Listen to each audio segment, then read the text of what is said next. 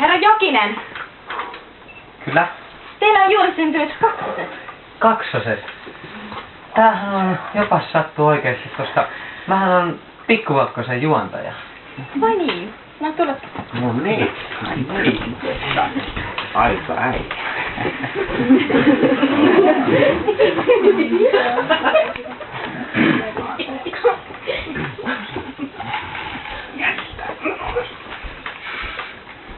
Herra Järvinen, Niin. teillä on juuri syntynyt neloset. Neloset. Mutta sehän sattui, sillä olen Nelosen uutisankkuri. Onkohan sonni? Olisiko kipeä?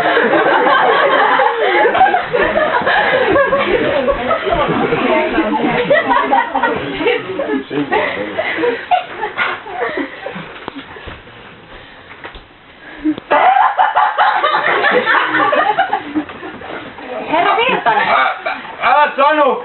Mä oon kuusisin vaan!